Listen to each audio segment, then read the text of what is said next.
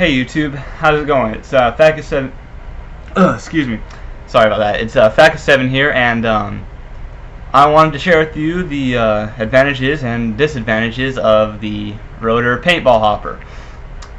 The rotor is the top of the line hopper that you could get nowadays. It'll probably be outclassed pretty soon, but overall it is the best hopper you can get.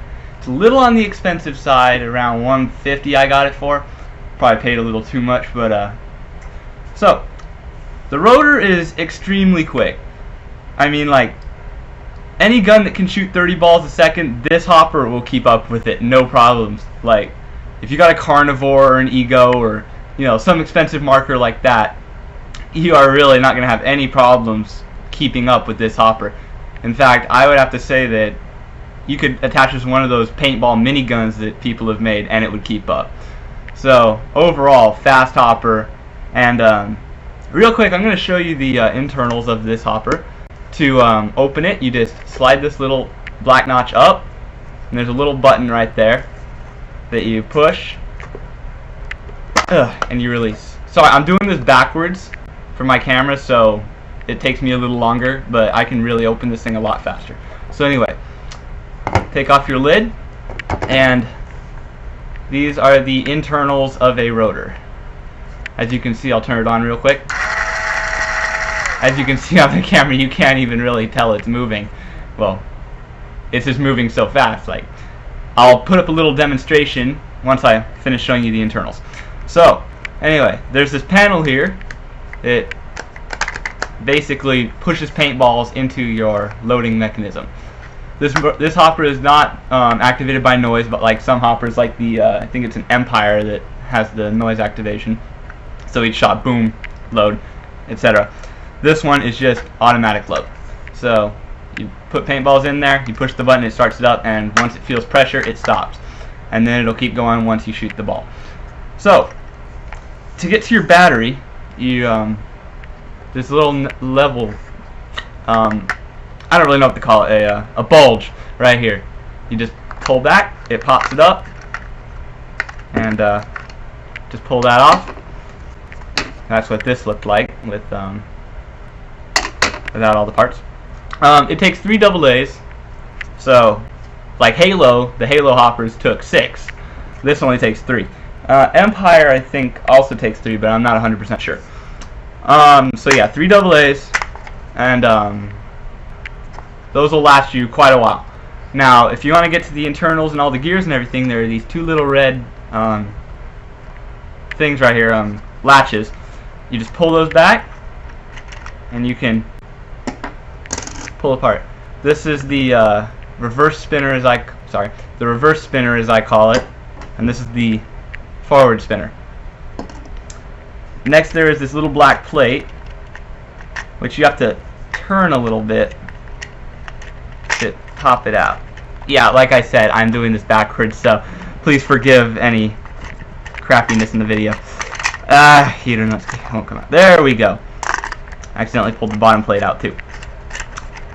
You gotta be kidding. Now I just put it back in. There we go. Now it has this little gear ridge along the edge, and I'll show you what that hooks up to in a sec. Next up is this big red gear with these 4 small white gears on it. The white gears, oh great, I just lost my train of thought. But oh, okay. They connect to these little ridges along the outside of this piece, which was originally in here. So you can take this out, and right there for a better view, and inside. Now, I said I was going to tell you what these little ridges were for on here. Those connect not to the white gear, but to the black one right above it right there. As you can see, well, I don't know if you can see that, but only the black one spins. The white one doesn't spin.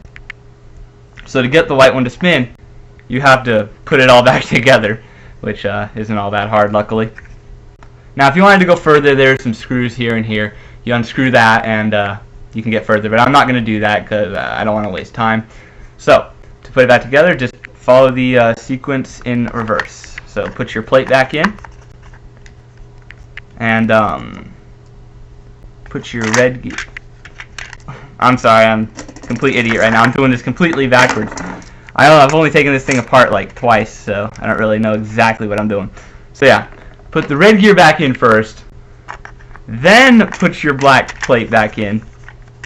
Make sure it's in there nice and good. Sometimes it kind of gets stuck. Then take your red reverse gear, place that on, and then take your black forward gear on top. You have to slide it under this little notch, and I'll show you that in a sec. There we go. This little notch right here is the notch I was talking about. Now, as I can see, turn it back on. Works. Then you just put this plate back on. You basically just follow the opposite procedure. You just push here, you push down this back plate, and my gosh, this thing's giving me problems tonight. You just push back. There you go. And now it's not working for me. Great. Well, you get the idea. And then to put the top back on, very easy. Just take and take and slide. And push the button in if you have problems. Ow. And then push this down. Lid back on. Done. Very easy to take apart. Now I know that took me a while, but I was explaining it and I'm doing it backwards. So yeah. Also, one other feature I want to show you is the little trigger right here. That is for the manual load if the hopper fails to work. So just give me one moment and I will show you the demonstration on how fast this thing can load up a pod. Okay, so this is the pod demonstration of the rotor, which is a continuation of my previous rotor breakdown video. So, like I said before, the rotor is an extremely fast hopper, and in this pod I would say there are between 100 and 150 balls. So, let's see how fast this rotor can put them back into this pod.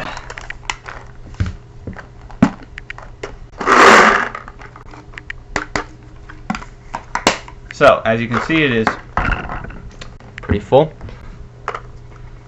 But if you shake them down a little bit, you still got a little extra room in there.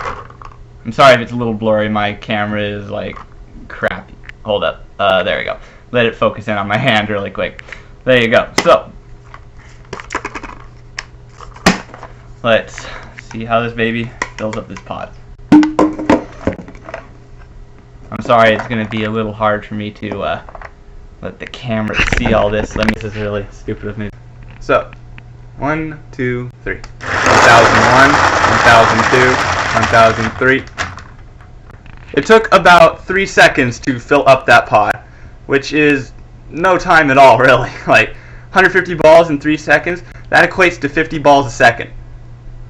Even the fastest carnivore couldn't keep up with that shit. So, like I said, extremely fast. Sorry, there are a couple more stragglers in here. There you go. So as you can see, it filled up that pod very quickly. No problems whatsoever. So that's my review of the rotor hopper. And overall, I would have to give it, on a scale of 10, a 10 out of 10. For ease of deconstruction and reconstruction, it's very light. I would say less than a pound. That is without paint, of course. It can load paint at 50 balls a second, unimaginably fast, and it's basically a really nice looking hopper. So, 10 out of 10 for the rotor. Go buy it. It's around 150, 200. If you could spare that kind of money, of course. So this is Fatgus7, review on rotor, and I will see you later, YouTube. Peace.